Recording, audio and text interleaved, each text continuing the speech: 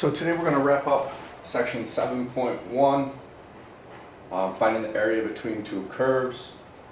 We have already graphed g of y. We still have to graph h of y. If you notice in h of y, there's an x right here, which is a mistake on my part. This should have been minus 8y. So to get that graph, we're going to have to evaluate h at -2, h at -1, h at 0, and h at 1. When I substitute in, -2 squared is 4, so I have that negative in front, so I have a -4. -8 times -2 is positive 16, and then I have a +9, so that'll be 21. H at -1, I have -1 plus 8 plus 9, so that's 16. H at 0, 0 plus 0 plus 9 is 9. H at 1, I have -1 minus 8 plus 9 is 0. So in order to get out to 21 on the x-axis, going by a scale of 1 is going to be really hard for me to fit that. So maybe I'll go with a scale of 3. I went by 1's going up and 1's to the left and 1's down. To the right I'm going to go by 3, so it's really going to get compressed over here.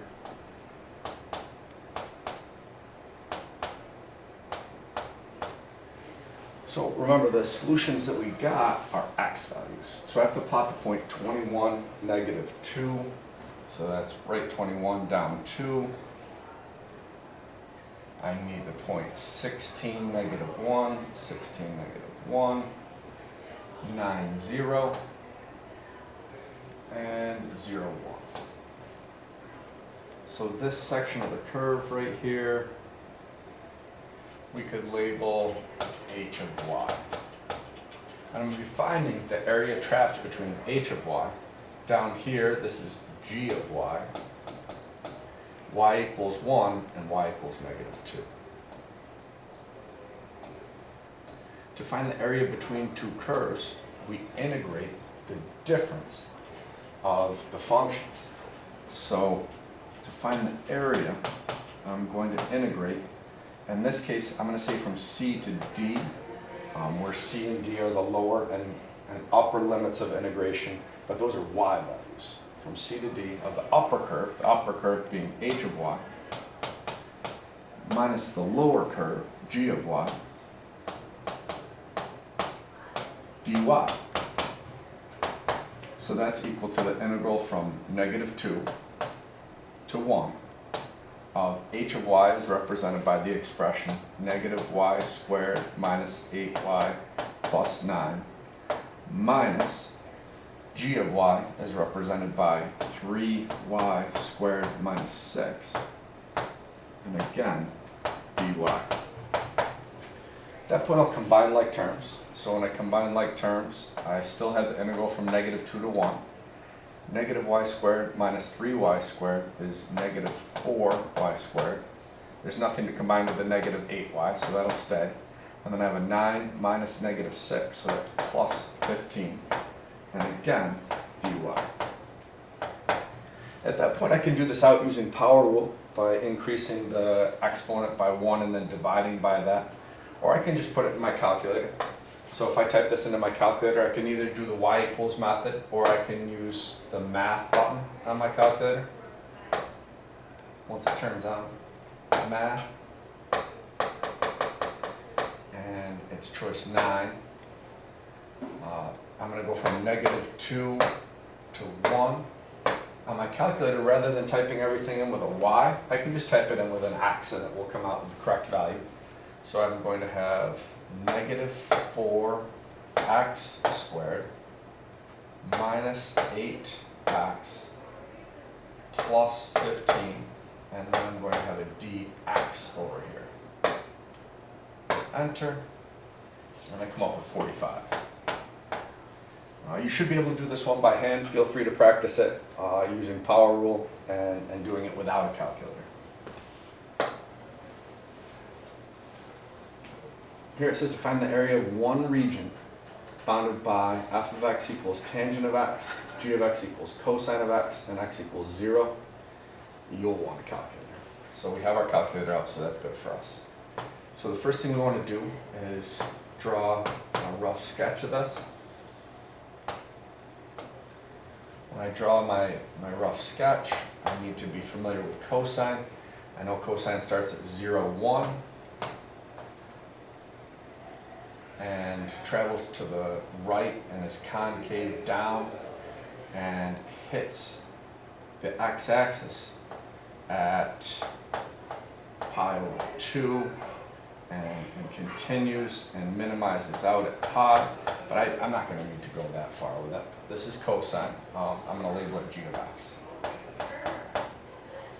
I also have tangent. Tangent starts at 0, 0 and is concave up and approaches a vertical asymptote at pi over 2. So tangent will look sort of like that, and we come back this way. And we're also bordered by x equals 0, but x equals 0 is the y-axis. So I'm really finding the area trapped right in here. So in order for me to write my integral correctly, I need to know where these 2 points intersect. So I need to know where cosine x is equal to tangent x. And I can figure that out on my calculator easily.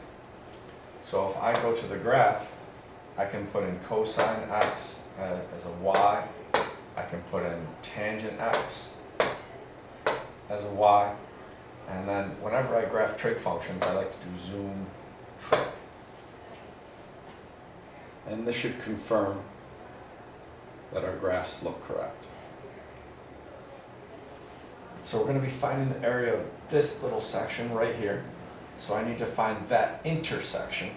To find the intersection, I can press second, calculate, intersect, choice 5. I'm going to go over near the intersection, hit enter 3 times, and they'll give me a value here, which is the x value 0.666233943, and I'll write out that entire value. So I'm going to write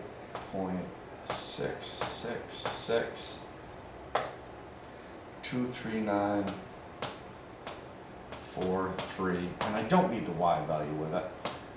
It's not useful to me. But at this point, we're going to write our integral. So area is equal to the integral from a to b, because we're writing everything in terms of x. The upper curve being this g of x curve,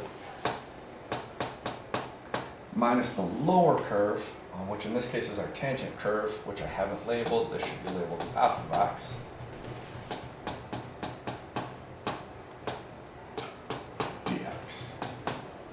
So again, we're going to have the integral from, in this case on the left, 0, on the right, 0.666233943, and g of x is cosine of x,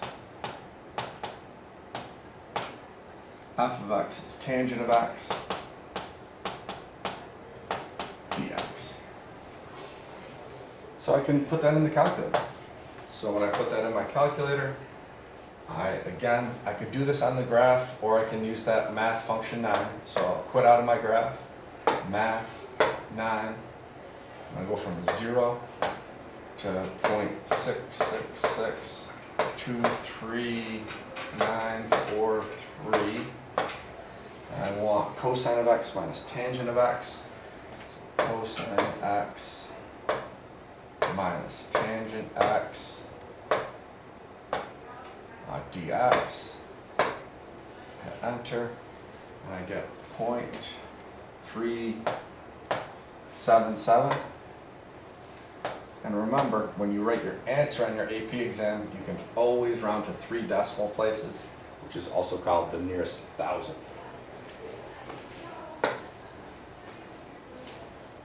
If 2 curves intersect in more than 2 points, it may be necessary to write 2 or more definite integrals. So really the reason you have to write multiple integrals is what changes is which curve is on top. So if we take a look at the intersections here, as I travel from my first intersection to my second intersection, this curve is on top, it's called g of x, and f of x is underneath. But from the second intersection to the third intersection, f of x is on top and g of x is underneath. So we'll have to write one integral for this first section and another one for the second. So if you can look at the graph, you might be able to see exactly where the curves intersect, but if you're not sure where the curves intersect, you can always set the expressions equal and solve for x. Or you can put it in your calculator. In this case, I think that this is one that was meant to be done by hand. So I'm going to set negative x squared plus 1 equal to x cubed plus 4x squared minus x minus 4. So I'm going to move everything to the right and say that 0 is equal to x cubed plus 5x squared minus x minus 5. So this looks like a factor by grouping situation to me. I'm going to take out an x squared and be left with an x plus 5. I'm going to take out a negative 1 and be left with an x plus 5. So I'm going to have x squared minus 1 times x plus 5. So x equals negative 1, or x equals 1, or x equals negative 5. And that seems to be verified here. This looks like it has an x value of negative 5. This looks like it has an x value of negative 1. This looks like it has an x value of 1.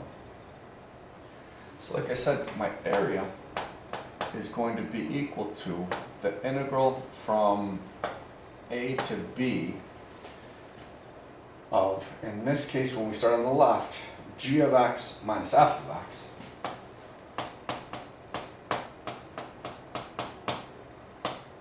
dx plus the integral from b to c of f of x minus g of x dx. So area is going to be equal to the integral from the lowest x value right here is negative 5 to negative 1 of g of x. G of x is that x cubed plus 4x squared minus x minus 4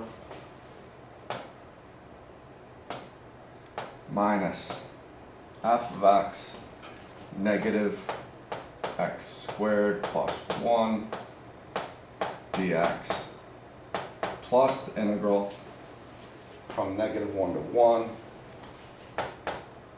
of the opposite. So I'm going to have a negative x squared plus 1 minus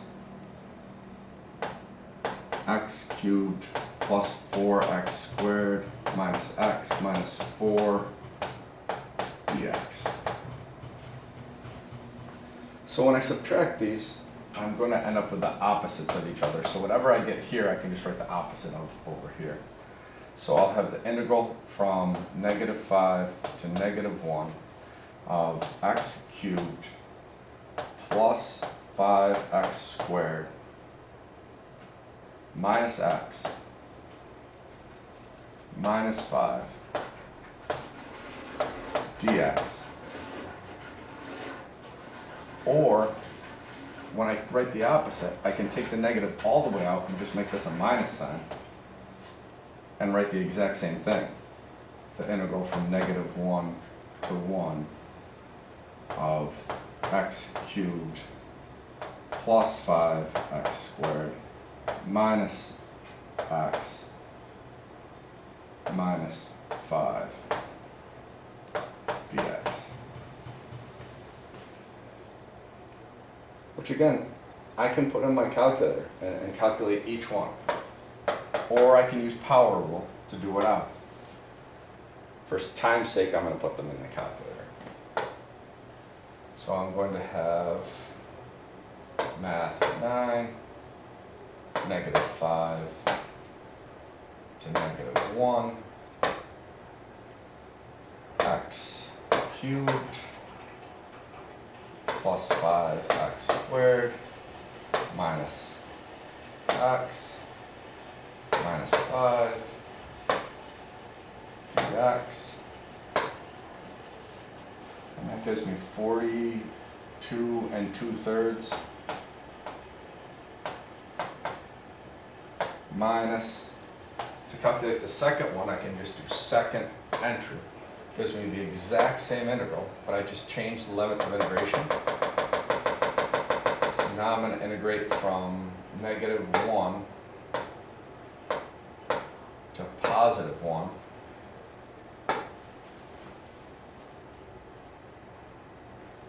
Uh-oh. We have obviously made a mistake here because we can't have negative area. If I subtract over here, I should have negative x cubed minus 5x squared minus x minus 5. We take the negative out. Oh, because this is negative. That's why. That's why we get to add in the area, because the double negatives creates that positive area. So we're going to have minus 6 2/3. And that should make perfect sense to us because we want to add in this second area and we need a double negative to be able to add that in. So when I have 42 2/3 and 6 2/3, that should work out to be 49 1/3. 49 1/3. So if we calculate this entire area over here between the two curves, from negative 5 to positive 1, we're going to end up at 49 1/3.